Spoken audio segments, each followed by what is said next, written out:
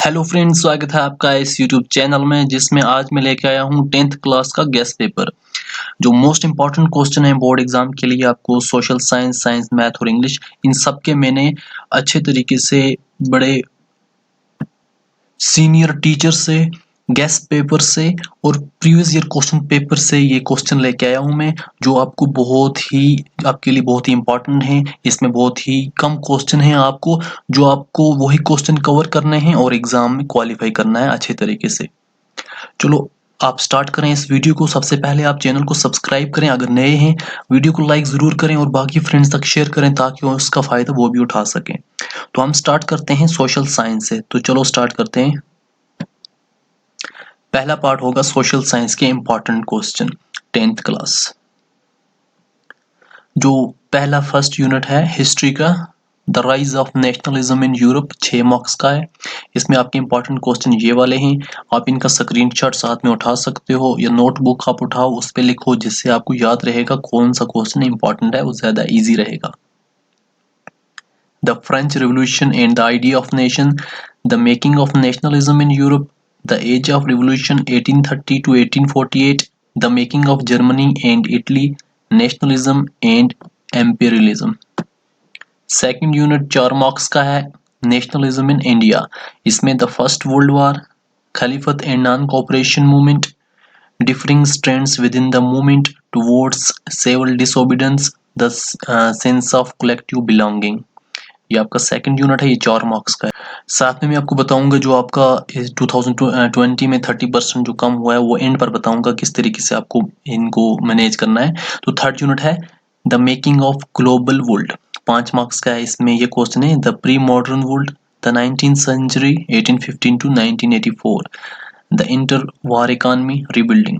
तो इसमें आपको एक मैं नोट दिखाता हूँ, वो ये है कि मेकिंग ऑफ ग्लोबल वर्ल्ड या फिर द एज ऑफ इंडस्ट्रियलाइजेशन, इनमें से आपको सिर्फ एक यूनिट ही एग्जाम में पूछा जाएगा। सिर्फ एक यूनिट आपको, एक क्वेश्चन इससे होगा, एक दूसरे से होगा, आर में होगा। दोनों की पढ़ने की जरूरत नहीं है, ये ऑलरेडी सिलेबस में भी आपको मेंशन है। Fourth unit print culture in the modern world, 6 marks का question. Print comes to Europe, the print revolution and its impact, India and the world of print, religious reform and public debates, new form of publication, print and censorship. Unit से confusion नहीं होना, मैंने उसी तरीके से अपने तरीके से बनाए हैं। फिफ्थ यूनिट ये जो नंबर दिया है, तो हमारा ये फिफ्थ यूनिट है post independence era, Jammu and Kashmir on the path of modernisation. 4 marks का क्वेश्चन है। इसमें Naya Kashmir manifesto, economic and social reform, agricultural and infrastructural development, era of cooperatives, new space for women. तो ये था हमारा हिस्ट्री। अब सेकंड पोर्शन इसी का स्टार्ट होगा जियोग्राफी के साथ। इसी के इंपॉर्टेंट क्वेश्चन यही आपको एग्जाम में आएंगे। तो ये स्टार्ट हुआ जियोग्राफी के साथ। इसका first unit resource and development, 8 marks का है। इसमें ये वाला land resources, land utilisation, land use pattern in India, land degradation and conservation measures, classification of soil, soil erosion and soil conservation. इसमें आपको फॉरेस्ट एंड वाइल्ड लाइफ और water resource, ये दोनों यूनिट आपको पढ़ने की जरूरत नहीं है, ये एग्जाम में नहीं आएंगे, इसलिए आपको ये दोनों यूनिट पढ़ने की कोई ज़रूरत नहीं है, इनको नहीं पढ़ना। तो हमारा ये जो आता है सेकंड एग्रीकल्चर, 7 मार्क्स का है। इसमें आपको इंपॉर्टेंट क्वेश्चन ये हैं, explain the importance of agriculture in national economy, types of farming, explain various government policies for institutional as well as technological reform since independence. तो साथ में एक बात और समझो आप, अगर आपको किसी का ये जो मैंने क्वेश्चन दिखाए हैं आपको, या कोई भी इंपॉर्टेंट क्वेश्चन जो भी है, आपको इनका क्वेश्चंस वगैरह नहीं मिल रहे, तो आप मुझे कमेंट सेक्शन में कभी भी पूछ सकते हो, मैं आपको उसी टाइम रिप्लाई दूंगा, उसका आंसर बता दूंगा। तो हमारा नेक्स्ट है मिनरल्स एंड एनर्जी रिसोर्सेज, ये 3 मार्क्स का है। इसमें आपको इजीली छोटा क्वेश्चन होगा, energy resource, conventional and non conventional, conservation of energy resource, ferrous and non-ferrous minerals, non-metallic minerals, conservation of minerals. ये आपको बिल्कुल छोटे छोटे क्वेश्चन पूछेंगे। तो आपका जो फोर्थ यूनिट है इसमें मैन्युफैक्चरिंग इंडस्ट्रीज, ये 3 मार्क्स का है। इंपॉर्टेंस ऑफ इन मैन्युफैक्चरिंग, हो सकता है आपको ये क्वेश्चन पूछ ले 2 मार्क्स में।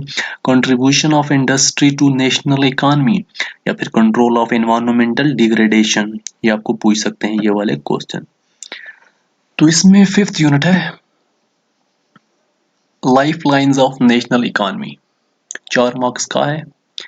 Explain the importance of transport and communication in the ever-shrinking world. Understand the role of trade and tourism in the economic development of a country. Geography में इतना ही इंपॉर्टेंट है, यही बेस्ट है आपके लिए।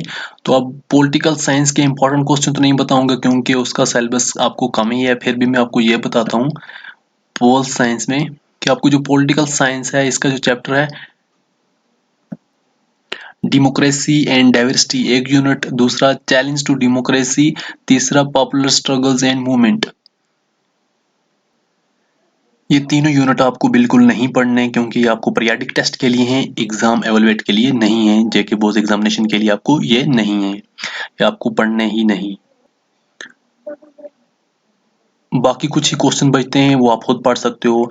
तो आपको economic disaster management and road safety education में ये जो 2 यूनिट हैं protecting our self from disaster, road safety education, ये दोनों यूनिट जो हैं प्रोजेक्ट वर्क के लिए हैं, एग्जाम के लिए नहीं है, ये भी आपको नहीं पढ़ने। तो ये था आपका सोशल साइंस। अब नेक्स्ट चैप्टर पर जाते हैं, नेक्स्ट सब्जेक्ट पर। नेक्स्ट है हमारा अब साइंस। सोशल साइंस हो गया, अब है हमारा साइंस। तो साइंस पर जाते हैं हम। अब स्टार्ट करते हैं हम साइंस से class 10 important questions for board exam. तो पहले चैप्टर से स्टार्ट करते हैं। तो ये हमारा चैप्टर फर्स्ट लाइफ प्रोसेस। तो इसमें आपको ये इंपॉर्टेंट क्वेश्चन है what is the role of saliva in the digestion of food. ये जो चैप्टर है मैंने अपनी तरफ से दिए हैं, आपको पूरे यूनिट मिलेंगे, अपने आप यूनिट को देखो, लाइफ प्रोसेस वगैरह इस तरीके से। तो second, what are the necessary conditions for autotrophic nutrition and what are its by products. फिर आपका what are the differences between aerobic and anaerobic respiration, describe double circulation in human beings, why is it necessary. ये हैं आपके important first unit से। तो अब हमारा second unit chemical reactions and equations. तो इसमें एक्सप्लेन रिएक्शन विद एग्जांपल, इनका आपको रिएक्शंस को एक्सप्लेन करना है, साथ में एग्जांपल देनी है। Combination reaction, double displacement reaction, decomposition reaction, displacement reaction. Second है what is a balanced chemical equation, why should chemical equation be balanced. और थर्ड वन है why is respiration considered in exothermic reaction, आपको explain करना है इसका। Third unit light reflection and refraction से concave mirror और इनकी लेंस, कन्वेक्स मिरर और कन्वेक्स लेंस। साथ में आपको ये वाला क्वेश्चन है important, in object 5 centimetre in length is held 25 centimetre away from converging lens of focal length 10 centimetre, draw the ray diagram and find the position, size and nature of the image form it. फिर आपका question है find the power of a concave lens of focal length 2 metre. और आपको note reflection and reflection of light पर ये याद रखने हैं जो आपके लिए बहुत ही इंपॉर्टेंट है। तो आपको जो फोर्थ यूनिट है कंट्रोल एंड कोऑर्डिनेशन, इसमें how does phototropism occur in plant, note on spinal cord, how does chemical coordination occur in plants, what is the need for a system of control and coordination in an organism, how are involuntary action and reflex action different from each other। आपके ये important question है control and coordination. यहाँ पर fifth unit periodic classification of elements, इसमें ये question है 1 2 3 4 5। How does the electronic configuration of an atom relate to its position in the modern periodic table, did Dobrinier's traits also exist in the columns of Newland Octaves, compare and find out। फिर यहाँ पर what were the limitation of, यहाँ पर इनकी limitation आपको दिखानी है। Dobrinier classification, Newland's law of octaves, why do you think the noble gases are placed in a separate group। तो ये है आपका ये वाला यूनिट। अब नेक्स्ट यूनिट वो है human I and colourful world. एक बात और सुन लें एक बार फिर कि आपको अगर इनके नोट्स वगैरह नहीं मिलते आप मुझे कमेंट सेक्शन में बता सकते हो, उसका नोट्स मैं आप तक प्रोवाइड करूंगा। अगर आपको इनके और नोट्स वगैरह चाहिए तो ऊपर बेल आइकन पर आपको टच करना है, उसका वीडियो देखो, आपको इनके नोट्स मिल जाएंगे। What is mean by power of accommodation of an eye? What is the far and near point of an human eye with normal vision? Structure of human eye, diseases myopia, hypermetropia और जितनी भी हैं। Why do star twinkle? Why does the sun appear reddish early in the morning? ये हो गए इस unit से। Seventh, how do organism reproduce में से ये क्वेश्चन है, what is the importance of DNA copying in reproduction, why does binary fission differ from multiple fission, what are the change seen in girls at the time of puberty, sexual and asexual reproduction, why does menstruation occur, what are the different method of contraception. ये आगे इस unit से अब next, carbon and its compound, explain the nature of the covalent bond using the bond formation in CH3Cl.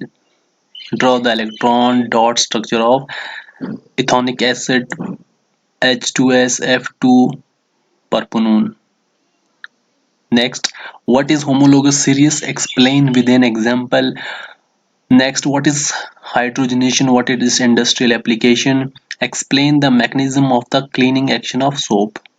Why is the conversion of ethanol and ethanoic acid an oxidation reaction? Why would you distinguish experimentally between an alcohol and a carboxylic acid? Electricity से ये आपको एक example है, ये लिखनी है. When a 12 watt battery is connected across an unknown resistor, there is a current of 2.5 mA in the circuit. Find the value of resistance of the resistor. Next, Ohm's law.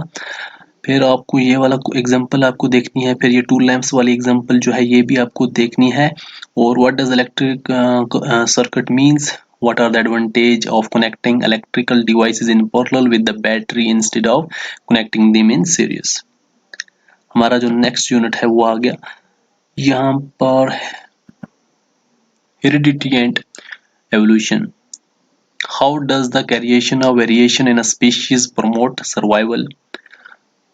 Why do Mendel's experiments show that traits may be dominant or recessive? How is the sex of the child determined in human beings? What factors should lead to the rise of a new species? What are fossils? What do they tell us about the process of evolution? Explain the terms analogous and homologous organs with an example. Metal and non-metal. इसमें आपको differentiate between metal and non-metal on the basis of their chemical properties. What are amphoteric oxides? Give two example of amphoteric oxides. State two ways to prevent the rusting of iron. Give reasons why copper is used to make hot water tanks and not steel. Explain the meaning of malleable and ductile. Why is sodium kept immersed in kerosene oil? Write the electron dot structure for sodium, oxygen and magnesium.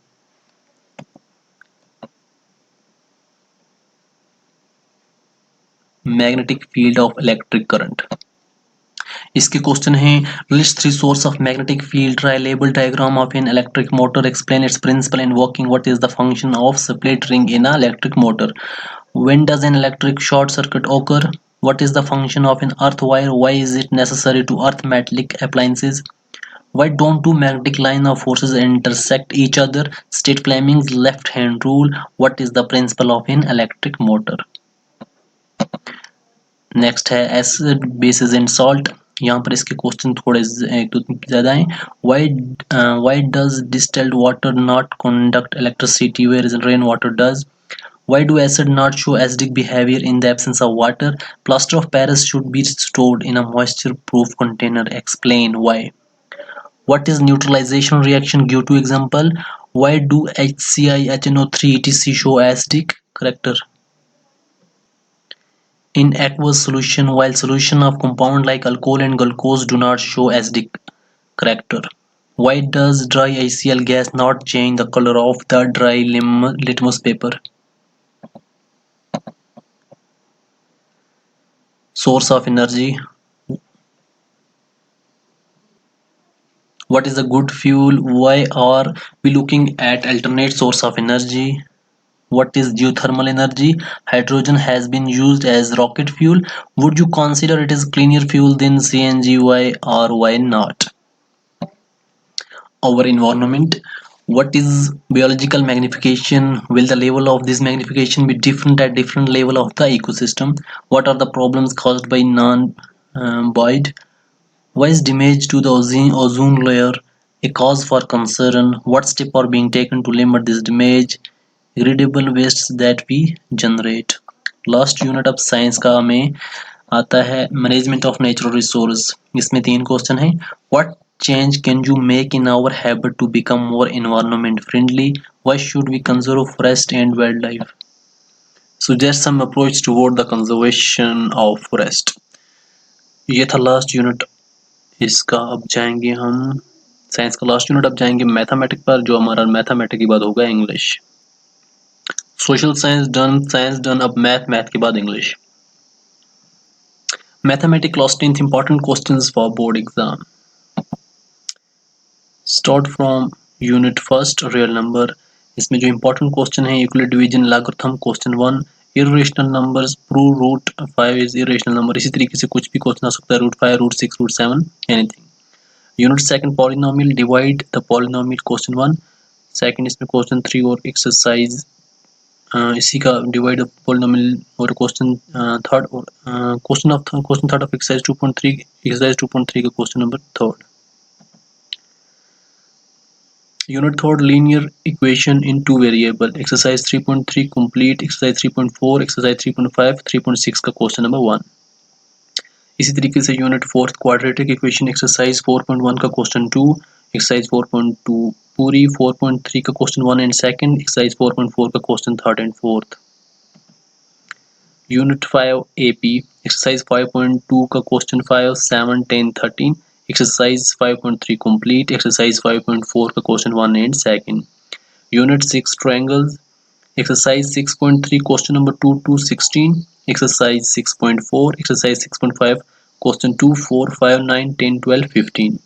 ये important question है, आपको किसी हाल में आएंगे। Coordinate geometry, exercise 7.1 question 1 to 4, exercise 7.2 question 4 to 10, exercise 7.3 question 2, 4, 5 and unit 8 introduction to trigonometry, exercise 8.3। Application of trigonometry, exercise 9.1 complete, unit third circle, exercise 10.2 और unit 11 की exercise 11.2। क्योंकि इसकी दो एक्सरसाइजें होती हैं 11.1 एंड 11.2, हमेशा एक दो क्वेश्चन आते हैं, एक एक्सरसाइज 11.1 से आता है, आर में आता है एक्सरसाइज 11.2 से, तो आपको कोई एक एक्सरसाइज पकड़नी है, या 11.2 या 11.1, ये आपकी मर्जी। Area related to circle, exercise 12.3 आपको पढ़नी है, यही एग्जाम में आती है। Unit 13 surface area and volume, exercise 13.2 and 13.3 के सभी क्वेश्चन को अच्छे तरीके से रिवाइज करो। तो ये था मैथमेटिक। अब है इंग्लिश की बारी। यहाँ तक science, social science, science, math complete. अब मैं आपको इंग्लिश का बेसिक इजीली समझाता हूँ। English class 10th important question for board exam. 25 marks का ग्रामर पोर्शन है, सिर्फ यही ऑप्शन है, आपको ज़्यादा रट्टा लगाने की ज़रूरत नहीं है। सबसे पहली चॉइस करो, ग्रामर को कंप्लीट करो। आपको यही है jumbled, sentence rearrange, dialogue, narration, modal, article, phrase में pronouns, homonyms, homophones, tense classes, ये आपको फिल करने हैं, पंक्चुएशन। सिर्फ यही टॉपिक 25 मार्क्स के बनते हैं, इनको सबसे पहले कंप्लीट करो। राइटिंग स्किल 20 मार्क्स की है, जिसमें आपको सिर्फ 4 टॉपिक पढ़ने हैं। Notes for notice board 4 marks का, notes making from the passage 4 marks का, लेटर राइटिंग 5, ऐसे कंट्रोल्ड ऐसे 7 मार्क्स का, 20 मार्क्स ये हो गया आपको। तो ग्रामर प्लस राइटिंग स्किल आपको 45 मार्क्स बन जाते हैं। 15 मार्क्स आपको पैसेज से आते हैं, जो आपको टोटल बन जाते हैं 60। आपको पूरी बुक अगर पढ़ोगे तो आपको 40 मार्क्स होंगे, आपको सिर्फ ये 2 टॉपिक पर 60 बनेंगे। फिर आपको बाकी जो इंपॉर्टेंट क्वेश्चन है इंग्लिश के, उनकी अभी फिलहाल ज़रूरत नहीं है। ये 2 पोर्शन है, इनको अच्छे तरीके से पढ़ो।